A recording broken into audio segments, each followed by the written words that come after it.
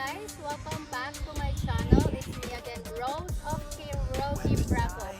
Ngayon, nasa labas ulit tayo. Hindi mainit, malamig na siya, mahangin, pero sa labas tayo.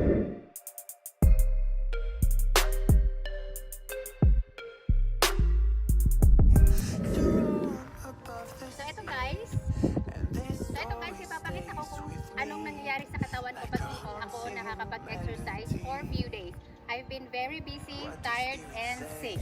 Ito papakita ko. Yan, ganyan siya. Ito yung normal. Yan ha. Yan. Teka, isi-twist ko ng konti. Ito siya. And then pag sa side, malaki siya, makikita nyo. And then twist ng ganito. Ito yung nagiging result. And same here. Ito siya. Yan. So, kailangan talaga pag nag-exercise ka, continuous at saka binabantayan yung kinakain. Ako kasi puro lamon ang pinagagawa ko since parang na-stress ako this past few days. Ito muna kayo. Okay.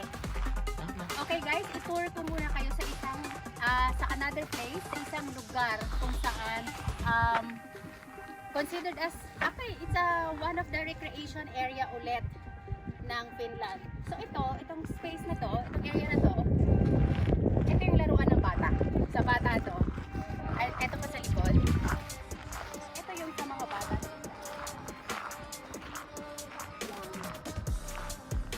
Importante sa kanila dito ang buhangin para sa mga baby. So yung mga baby, hagis nyo lang dito.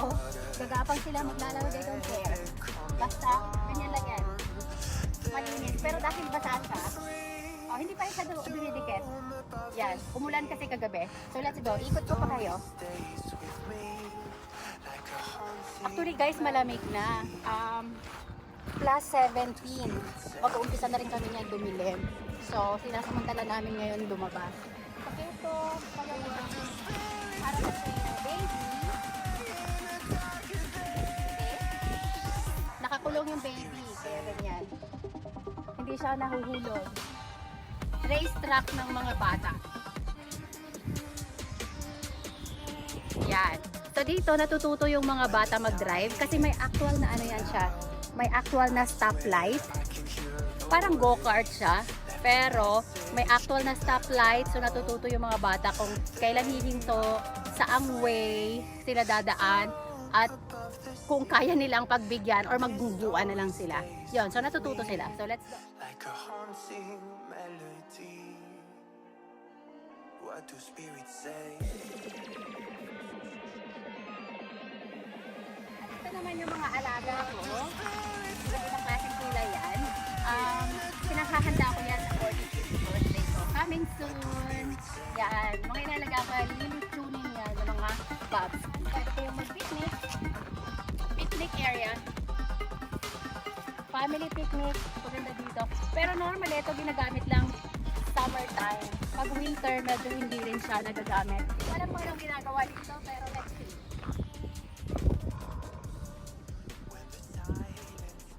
May sound siya! Recreational.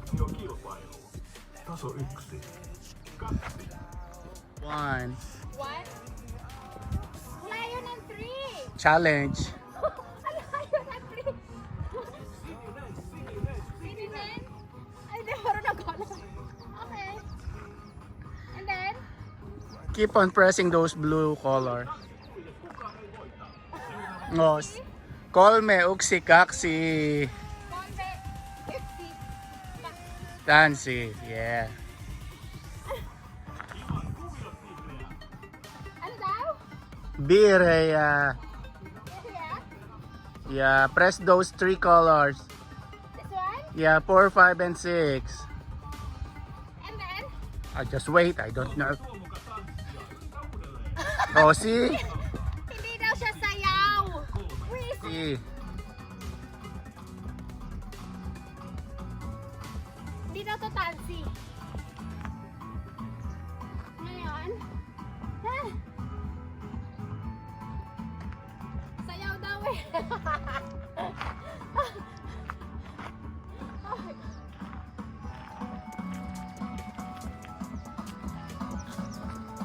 Nakakapagod.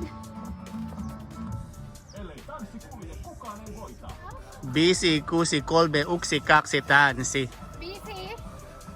Kusi. Kusi, kolme, uksi, kaksi. Yksi. Kaksi. Täällä menee hienosti. Kaksi. Yeah. Yan na daw. And then, Wait.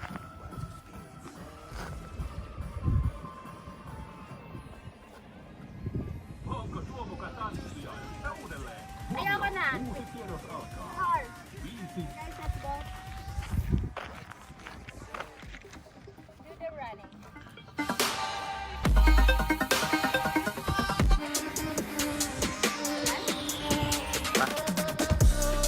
When the silence is too loud, I swear I can hear a voice. Left a message in the clouds. They are free to roam above the sea, and this story stays with me like a haunting melody. What do spirits say?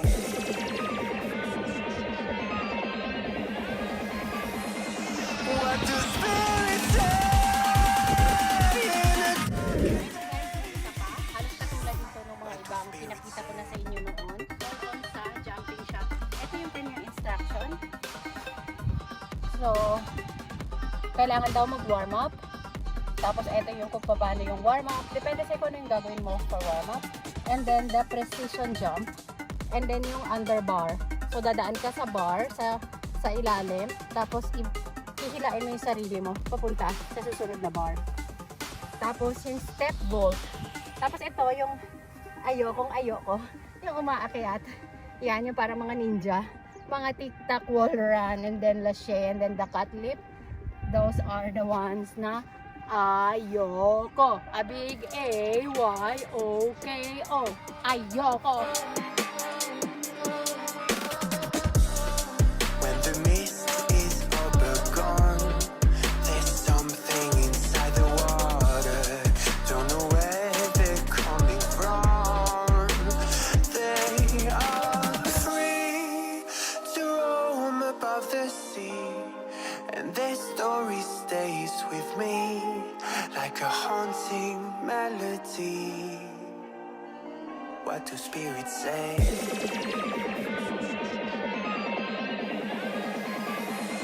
What do spirits say in the darker days?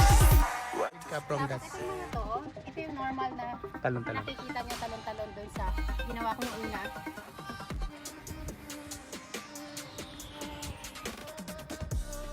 Marami kang magagawa. Depende sa'yo kung ano yung gusto mong gawin. Just think of something na kaya mo. Naman yung place para sa mga active na teenagers, of the boys, mga nag-skateboard.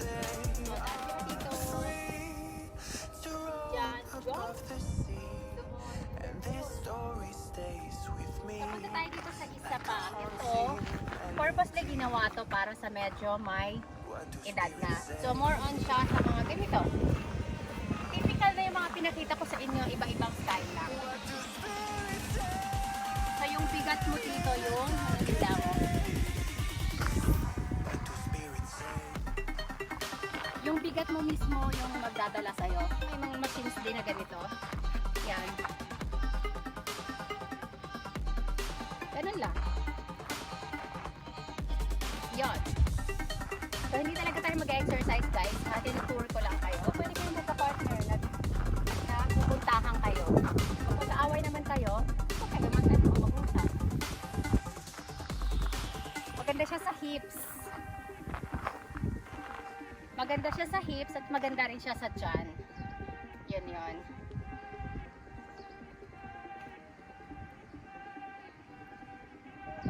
Ang katapat na exercise nito is yung isa, yung ganito.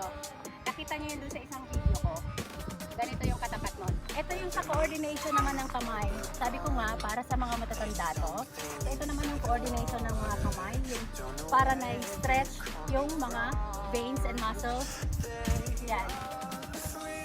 nagiging matalas din yung isip ng matatanda. So, na-exercise yung isip mo kasi yung utak mo yung nagbibigay signal para sa kamay mo kung ano yung gagawin. Purposely binabaan to para to sa mga nakaupo sa wheelchair.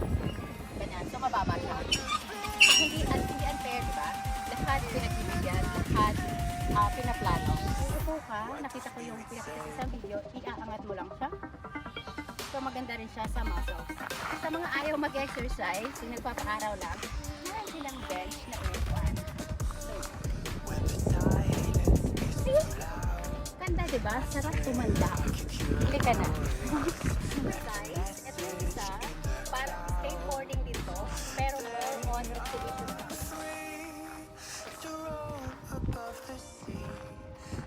Yan, ito yung mga bagay na hindi ko ginagawa kasi feeling ko mamamatay ako kaagad.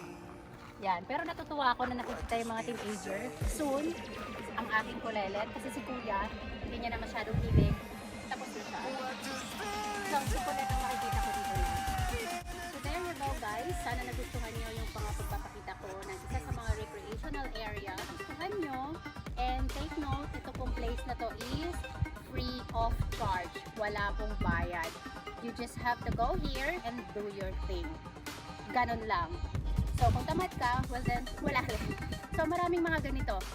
Ito ay pang-apat na sa mga na-feature ko sa aking mga videos na recreational area nila. At maraming pang iba. So, hanggang dito na lang guys. Sana nagustuhan nyo ang aking pagtutour sa inyo ng aming mga free recreational area. Yung like, i-hit nyo rin yung subscribe.